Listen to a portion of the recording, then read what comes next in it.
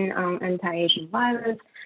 I think the teaching this morning lines up perfectly, and I'm very happy to continue this conversation on the reflection of the long history of racism and imperialism. I am Zhang, current sociology PhD and moderator of this teaching. I want to thank David Bergeron and Harlem Chamber from ELAC for organizing this teaching with me. We have been hearing a lot about anti-Asian violence in the news recently, particularly since the shooting of 8 people in bars and massage businesses in Atlanta, 6 of whom were Asian women. In the weeks since then, there have been multiple other attacks, many in New York. Some people have linked these attacks to the pandemic, but anti-Asian violence in the US is nothing new. The recent upsurge in the anti-Asian violence incidents is a fresh reminder of what the Asian community has been doing for a long time. While many have provided insightful theoretical perspectives, we're here to ask what to do next, especially in the context of labor movements.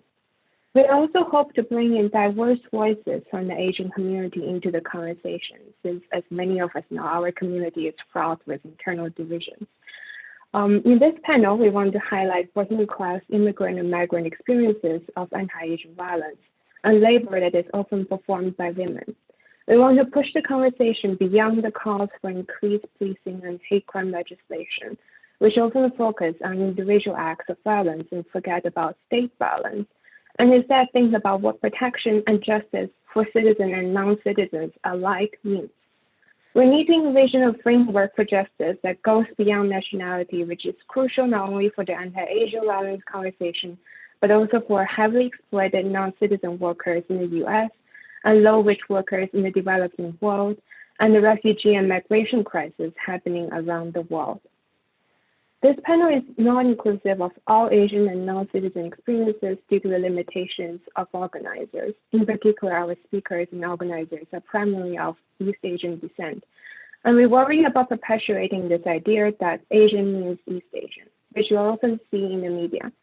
We hope this is the beginning of a larger conversation of the racial experiences that intersect with other biases like misogyny, xenophobia, Islamophobia, anti-Blackness, and imperialism. We will be live streaming the first 2 talks and then stop recording out of respect for privacy concerns by some of our speakers. So our discussion will also be unrecorded and you can feel free to speak openly. And now let's welcome our first speaker, Ailana Xu. Dr. Xu is a sociologist who studies human trafficking and sex work and an outreach organizer with Red Canary Song. And Ilana is going to speak about organizing massage workers through the experience of Red Canary Song and organized labor at the front lines of Myanmar protests. Let's welcome Ilana. Thank you so much, Zhang. Thank you so much, David, for inviting me. It's really an honor to be here. Red Canary Song shares our solidarity with your strike. Have never been able to participate in a digital strike, so it's incredible to just see all of your Zoom backgrounds, and really, really powerful to be with you all today. Okay, I think I'm going to talk on like 4 main parts. I added a couple more as Zhang did an introduction. And so the first is really thinking through the events of the week of the brutal mass murder of March 16th. I think we at Red Canary Song have really been thinking, of course, about how to encourage thinking beyond, acts, of course, of individual brutality into ones that are more systemic.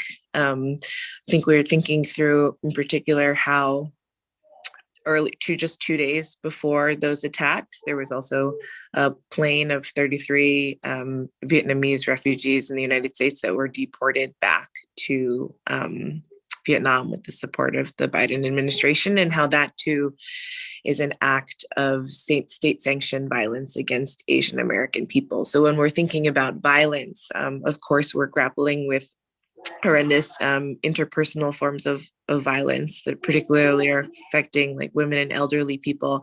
But how do we really extrapolate that to think about systems of state-sanctioned violence and capitalism, which I think really, really unite all of our struggles. Particular for the work of Red Canary Song. We're a grassroots organization coalition of migrant massage workers, sex workers, and allies that work in Flushing, Queens. I'd say that since January of last year, so even before widespread shutdowns related to the coronavirus in the United States, Flushing-based massage workers and all Flushing, Chinatown, Asian diasporic businesses were really experiencing extreme forms of economic targeting because of fears of the coronavirus when it was still in Asia at that point. So already in January, we were hearing from workers that they were possibly only seeing one client a day, making $20 to $30, and already not able to pay for their rent. And then, of course, in the last week of March of last year, all of their businesses are subsequently shut down, and they, like other low-wage service sector and essential workers, are faced with like a particularly bleak economic landscape in light of the coronavirus. And particular to this group of workers who are mixed status, some documented, some undocumented. Nearly all were not able to apply for the forms of pandemic-related financial assistance, unemployment benefits, stimulus checks, and things like that, because A, if they were undocumented, they were not eligible. But B, if they were documented, they were terribly fearful of applying for benefits because of Trump's public charge rule and the general fear of being considered a burden on the system as an immigrant. In addition to these general forms of precarity that again affect all low-wage working class people, and particularly migrants, massage workers are subject to a particularly virulent regime of policing. This policing has been endorsed on the one hand in the name of rescue, bolstered by anti-trafficking initiatives that find all sex work to be inherently sex trafficking, and have really targeted what they call illicit massage businesses as new hubs of human trafficking. So in the past decade, across the world, across the country, hundreds of raid and rescues on quote unquote Asian massage parlors have been conducted in the name of rescuing people. Nearly all of these people are not offered amnesty in the form of trafficking visas, but are really funneled through the criminal legal system. And if they are undocumented, they are subject to deportation and detention proceedings. So globally, I mean, whether or not these workers were sex workers, the ones who perished, we say is not really the point, because they are all subject to this brutal regime of policing and surveillance that all people involved in the Asian massage industry are subject to. But as sex worker rights activists, many of us, I want to uplift a rally call on behalf of sex workers across the world, which is that sex work is work. And I think that's particularly maybe important to think about in relation to your strike, is thinking about the labor dimensions of all of the kind of work that Asian women are doing, recognized and unrecognized. I think so on the one hand, policing is done in the name of rescue, and on the other hand, policing is absolutely also conducted in the interests of development and housing development.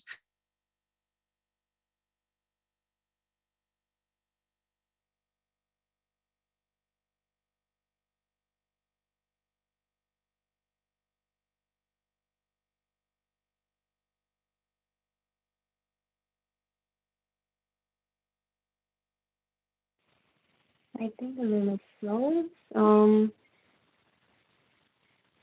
Message her.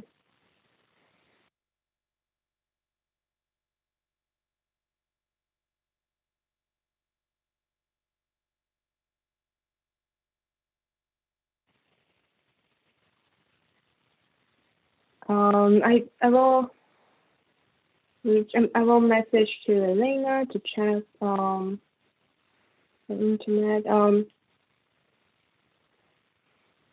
But in the meantime, David has posted some links in the chat. If you'd like to hear more about the perspective of like Larry Sung, you can watch this longer discussion. Oh, hi, Elena. I think you froze. Okay, I'm going to finish real quick. So the second thing, policing related to capital interest in like so-called housing development. The Flushing Anti-Displacement Alliance, FADA, has been doing really great work to push back against recent, commercial desires to rebuild luxury condos in downtown Flushing, which has caused the need to like shut down a lot of migrant businesses. Policing is, of course, very costly, and I've drawn enormous inspiration from graduate students all around the country that have, on their own campuses, asked for the defunding of police in campuses to fund more important work. And then lastly, before I sign off, I was thinking also beyond Red Canary Song of how organized labor has really been at the forefront of organizing and protests around the coup in Myanmar, particularly. I mean, it's been so powerful that the police blacklisted the 14 or so former labor unions and issued warrants for the arrest of 20 different labor leaders. And I've been thinking a lot about why that is. I think labor is so powerful right now that these largely women workers were the ones that in the past 2 years have been fighting incredibly hard for their rights, their working rights across a range of industries, but predominantly in the garment industry.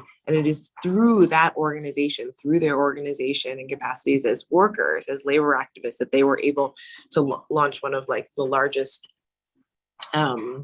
forces against the kind of brutal authoritarianism that we're seeing in Myanmar. So I think ways to support are definitely support some of their campaigns financially. I think that's amplify the work that they're doing.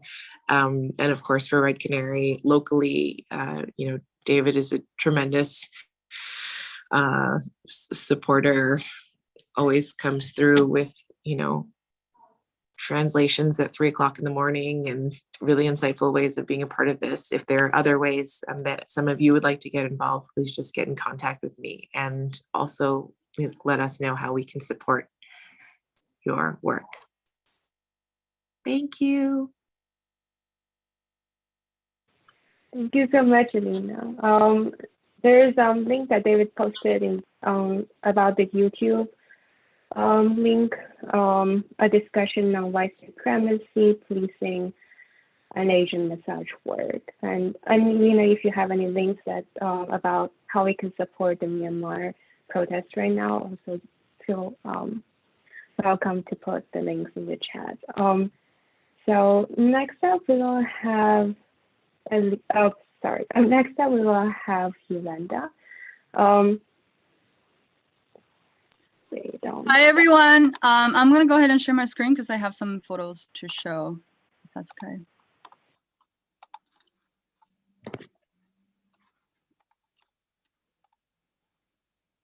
Okay. Give it thumb up if people can see that. Okay, cool. So yeah, thank you for having me, and thank you, Elena, for the really for your sharing. It's really insightful, and I wanted to also to kind of build on how to add to how like the precarity that is kind of prevalent in the Asian immigrant community. But also, I want to add on to that, when we talk about labor, we also want to talk about the way in which workers are actually powerful. We're mobilized. This is the dimension that I hope, if there's one takeaway from my talk today, I hope to kind of go beyond to see immigrant workers as precarious, vulnerable, powerless, but that, we're, making noise. Like many of you, I'm just heartened by the lives taken in Atlanta, right? But I'm really asking myself, like, does it really take the lives of 6 women workers, for us to then realize that the violence is, permeated in the Asian American community every day? We working people experience this violence in the most mundane setting, in our workplace, in our community. Let's remember that the Atlanta shooting victims, I was talking to David, and David mentioned, this to me, that they were actually all working like low-wage jobs at the time of the incident. Journalists highlighted how the 6 victims were already putting their lives aside, like their needs aside, for their families, for their children, for the pursuit of their like so promised American dream, right? Their entire lives, prior to the point of their being murdered. So did we grieve prior to their death? Why have we as a society, have become so numb to the everyday violence? Similarly, in New York, on March 7th, very recent, this year, 180 restaurant workers at Jingfeng Dim Sum Dining Hall lost their jobs after the multi-billionaire landlords, Alex and Jonathan Chu, permanently shut down Jingfeng Dining Hall, the only unionized shop in Manhattan, Chinatown. The ruling elites of Chinatown community now is using the pandemic as an excuse to close a profitable community space so that they can appeal to richer investors and developers to create a resort version, right, of a commodified Chinatown. Is that not violence? I hope you can stand with us, the 318 Restaurant Workers Union, as we organize a bi-monthly pickets, series of bi-monthly pickets coming up in front of East Bank and the Mocha Museum, the two establishments owned by Chinatown's biggest landlords, the landlord of Jingfeng Dining Hall. And I'll put the info in the chat. And this list goes on, right? Today, I really want, so here's more Jingfeng slides. This is just me because I'm loud. I just wanted to show that it's really participatable. I don't know if people can still hear me. I don't know if my connection is bad. That this is like ongoing. This is recent. It's really participatable. So today I really want to focus on a special group of immigrant workers. Almost 300,000 home care workers working under Governor Cuomo's Medicaid system. Those we organize have been mostly Chinese, Korean. I work in Flushing Worker Center, actually, like very closely with the Flushing Against Anti-Displacement FADA Alliance that Lena mentioned earlier. That we organize mostly Chinese, Korean, and many Latinx home care workers from Honduras, from the Dominican Republic, Venezuela. The demographics of the home care workers is disproportionately women. Right, this goes into the sex work, care work, all the work that was never recognized as work, as Elena mentioned earlier. And women of color, and they're elderlies, right? They're over an average age of over 50 years old. So why is this the case? Well, because Governor Cuomo, his privatization of Medicaid really requires those jobs be done by the cheapest labor supply. Right? Instead of creating jobs for like multiple workers to execute like one around the clock of 24-hour care, right? They assign just one home care worker to toil 24 hours a day and for days on end. Is this not violence? Is this not racism, sexism, and ageism? The home care workers can't sleep at night as their Medicaid eligible patients with severe illnesses necessitate really round-the-clock care.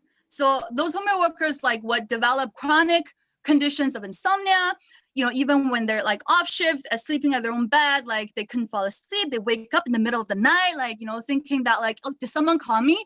They're constantly having, to respond. They're walking on down the street. They had those hallucinations of wait, is my patient calling me?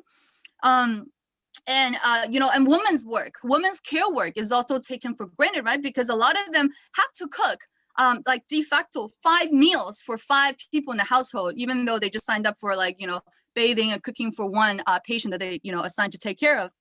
And they were assigned recently to COVID patients without being told so, because the companies would say that, it's the patient's it's confidential information with patients. It's really very, very precarious, position.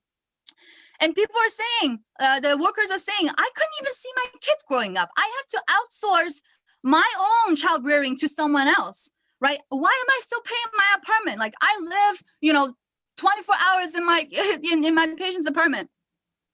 And despite the essential work that home care attendants do, right, continuing to work 24-hour shifts, and those shifts even increased on the pandemic because people are trying to minimize travel, public transportation, and they're forced, they're trapped, right, into private homes. Despite all that, neither their employer agency, their bosses, or the state government, Governor Cuomo, was willing to provide them with adequate PPE, testing or other COVID protections. And as a result, home attendants have died disproportionately from COVID. Is this not violence? Right? And here I want to talk about another kind of violence committed to immigrant workers, especially Asian immigrant workers. And that is an epistemic violence, right? Because they're portrayed and forced to play the role as this industrious workers, willing or happy to toil 24 hours, to work long hours, right? A lot of activists we talk to, even Senator Julia Salazar, like, you know, when we talk about the 24 hours, they're like, well, what if workers want to work those hours? You know, I mean, this is the wrong, not only discriminatory stereotype of Asian workers, right? But it also actively pits immigrant workers against citizen workers. It pits Asian workers against Black and brown workers, right? Because Black and brown workers are then subsequently portrayed as like lazy and unwilling, what have you. The reality is, home care agencies, the home attendants bosses, right? They're the one who's saying like, okay, either take the 24-hour job or we have no job at all for you. Go home, you know? Or like we have very few hours a week so that you can't even subsist with those hours. And this must stop. This kind of divisions, this kind of manipulative, practice among the home care agencies must stop. So the Chinese home care workers actually, they organized and started overturning their fate. You know, in Chinese, we say that changing your fate is the literal translation of meaning for, you know, revolution, 革命, right? So they changed their fate. Like, we can't hold this anymore. We changed our fate. They put out their own demand, you know. Finally, we see that Asian immigrant workers are no longer the subject of the society's sympathy or help, but they become the agent of change themselves.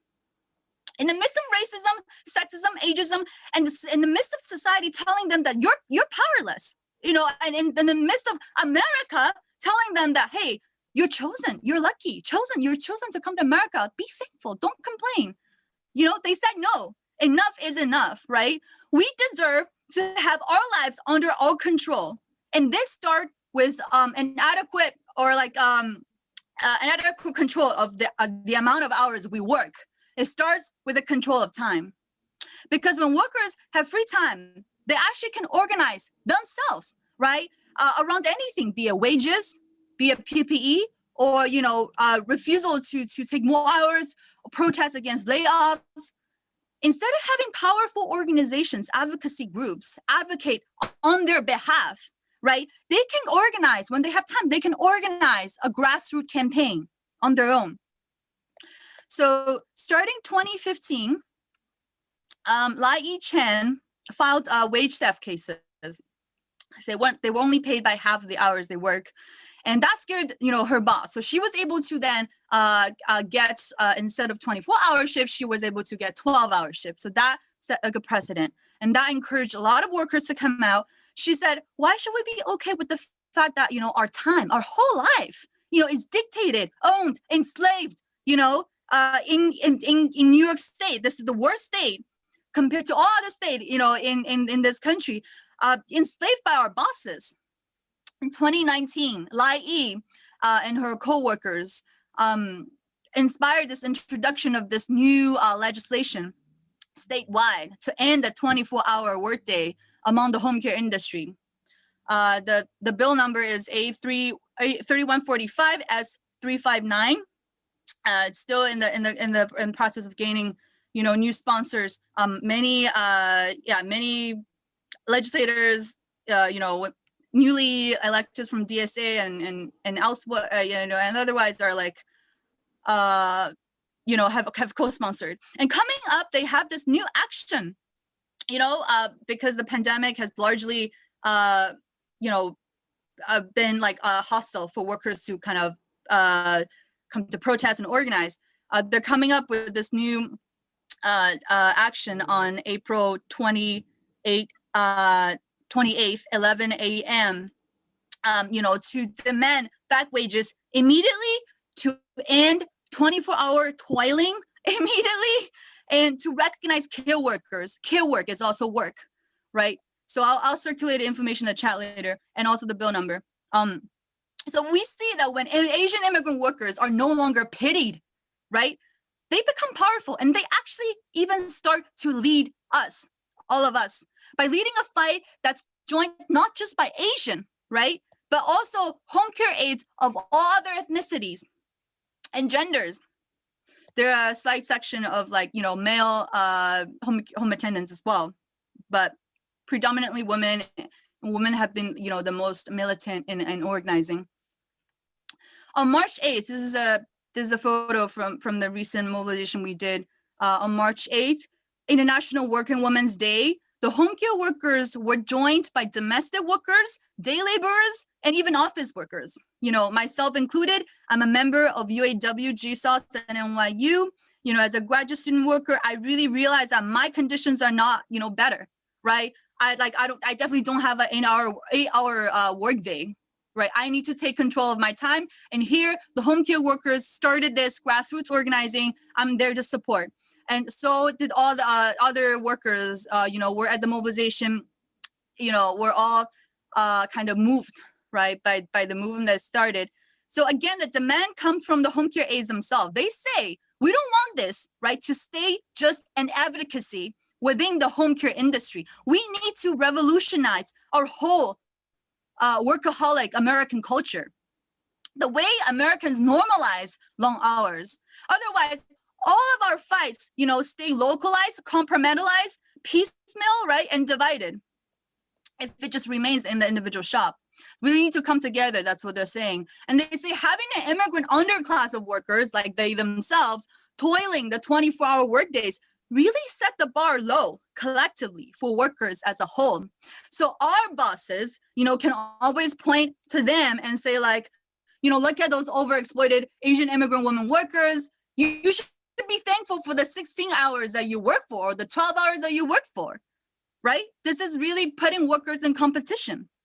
And the only antidote to anti-Asian violence, as we, have seen, is to have, these are all photos from past actions. I hope you can read the little text below it.